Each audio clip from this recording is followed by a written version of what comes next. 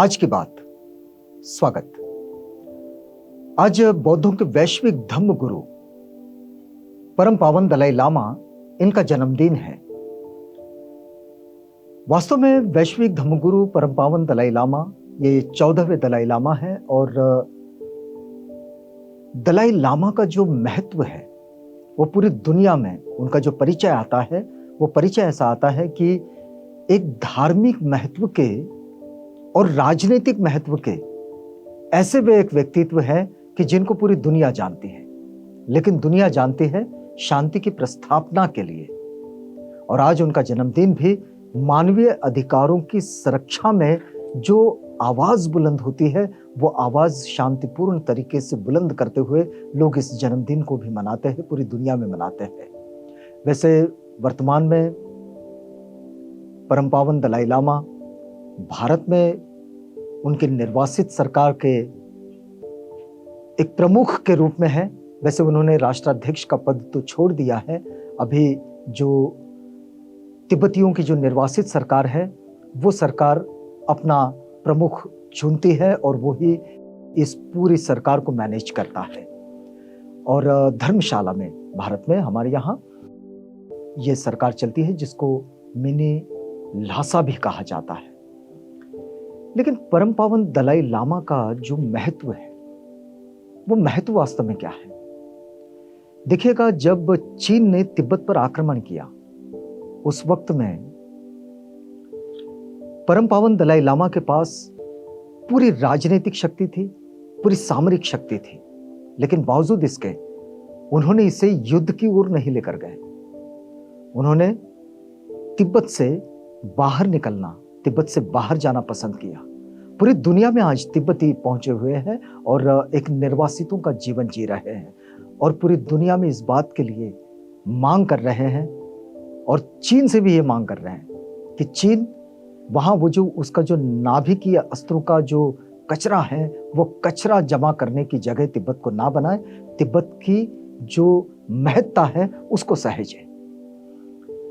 पूरी दुनिया में वे मानवीय अधिकारों की सुरक्षा के लिए लड़ रहे हैं, अपने भी अधिकारों के लिए सुरक्षा के लिए लड़ रहे हैं और बावजूद इसके तिब्बत को और तिब्बती लोगों को इस बात के लिए जाना जा रहा है आज भी कि जिन्होंने अपनी जमीन को, अपनी भूमि को छोड़ दिया जहां उनका जन्म हुआ, लेकिन बावजूद इसके पूरी दुनिया में शरणार्थियों का जीवन जीने के बाद, निर्वासितों का जीवन जीने के बाद भी चेहरे पर उनके एक संतोष का भाव है, हंसी है, संतुष्टि है।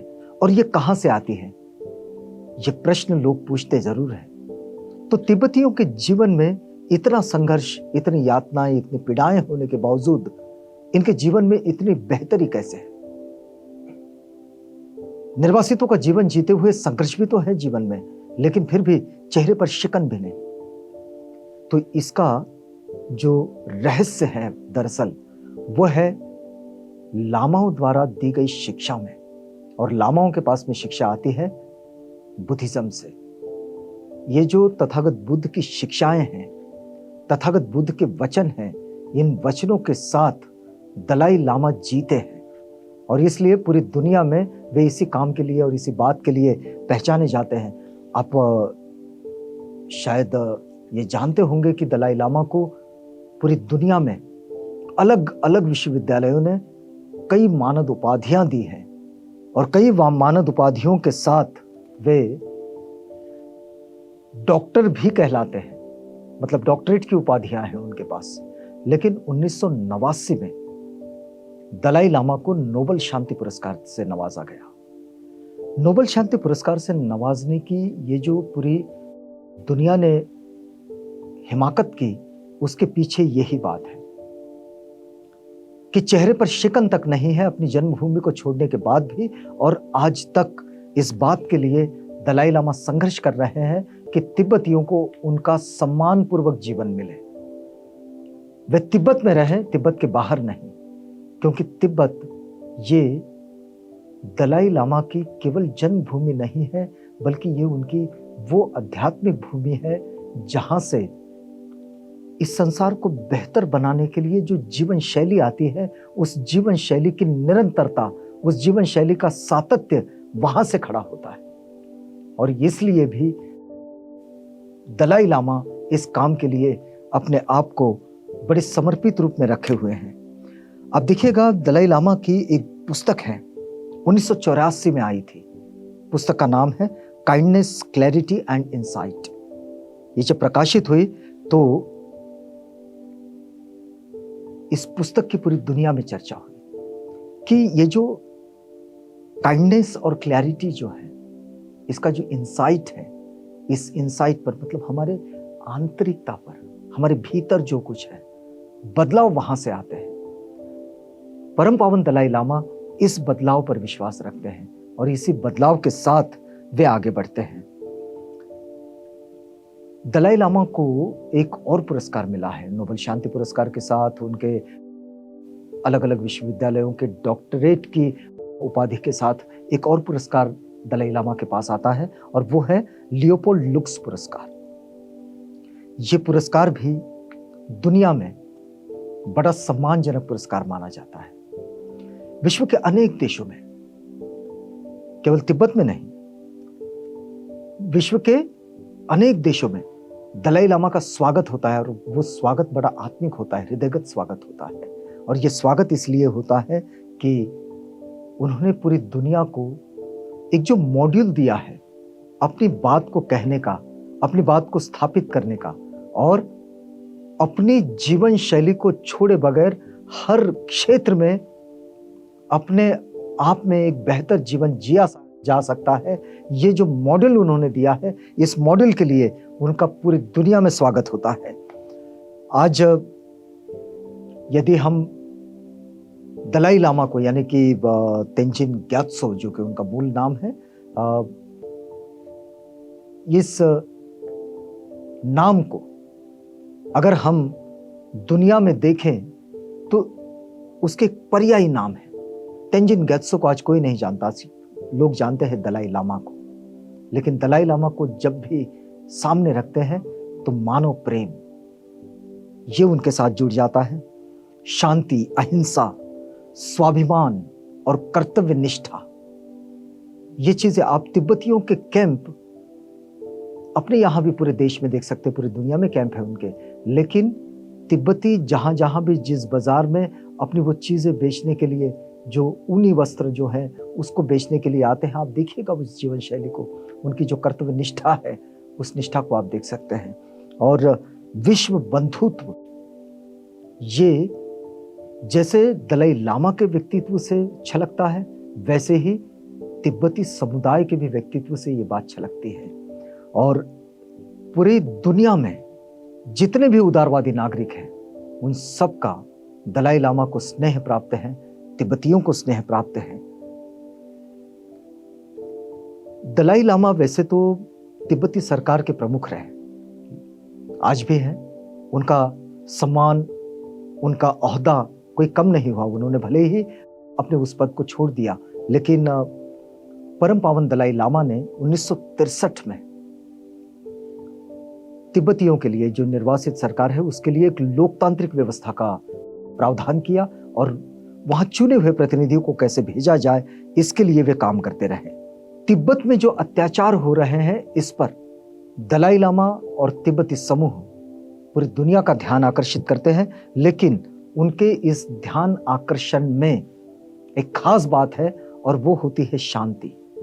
उनकी आवाज जिस लहजे में आती है, वो लहजा बड़ा ही संगीन है, बड़ा मजबूत है और वो बड़ी सहृदयता से अपनी मांग को मांग रहे हैं।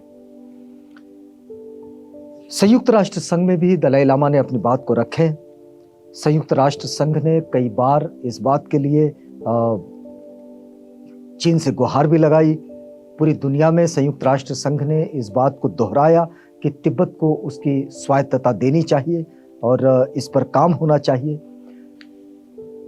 दलाई लामा एक अपना पंचसूत्रीय प्रोग्राम रखते हैं और ये पंचसूत्री प्रोग्राम जो उन्होंने रखा, ये 5 सूत्रीय शांति योजना है के नाम से जाना जाता है। तिब्बत लौटने की उन्होंने कई बार इच्छा जाहिर की, लेकिन लोगों ने कहा कि भाई आपके लिए तिब्बत जाना अच्छा नहीं है, लेकिन फिर भी तिब्बत के प्रति जो उनका प्रेम है, उन्होंने अमेरिकी कांग्रेस में 1987 में जो संबोधन किया, तो दलाई लामा उसमें अपनी 5 बिंदुओं वाली जो शांति योजना है उसे रखते हैं। देखिएगा, ये योजना अपने आप में कितनी महत्वपूर्ण योजना है। वे कहते हैं कि समूचे तिब्बत को शांति क्षेत्र में परिवर्तित किया जाए। ये उनका पहला बिंदु है कि समूचा तिब्बती क्षेत्र है उसको शांति क्षेत्र में परिवर्तित किया जाए। दूसरी बात, एक वे कहते हैं कि चीन उस जनसंख्या स्थानांतरण नीति का परित्याग करें जिसके द्वारा तिब्बती लोगों के अस्तित्व पर खतरा पैदा हो रहा है। वे तिब्बत से बाहर है, लेकिन तिब्बती लोगों के जीवन पर जो खतरा है, उस खतरे के प्रति वे आज भी उतने ही सचेत हैं। और वे कहते हैं कि उस जनसंख्या स्थानांतरण नीति का परित्याग किया जाना चाहिए जो चीन ने जिसका स्वीकार किया है। एक और बात वे रखते हैं कि तिब्बती लोगों के बुनियादी मानवाधिकार और लोकतांत्रिक स्वतंत्रता का सम्मान किया जाए, कि तिब्बतियों का जो मानवीय अधिकार है, उन मानवीय अधिकारों का और जो उनकी लोकतांत्रिक स्वतंत्रता है उसका सम्मान किया जाना चाहिए। एक और बात वे कहते हैं कि तिब्बत के प्राकृतिक पर्यावरण का संरक्षण होना चाहिए और उसका पुनरुद्धार किया जाए। और तिब्बत को वो जो नाभिकीय हथियारों के निर्माण व नाभिकीय कचरे के निस्तारण के स्थल के रूप में जो उपयोग करने की चीन की नीति है, उस पर रोक लगनी चाहिए। ये बात वे विश्व पटल पर रख रहे हैं कि ये केवल उसी क्षेत्र के लिए नहीं, बल्कि तिब्बत में ये जो नाभिकीय कचरा डाला जा रहा है या फिर उस निस्तारण के स्थल के रूप में तिब्बत का जो इस्तेमाल हो रहा है, इसे नहीं होना चाहिए, ऐसा नहीं होना चाहिए।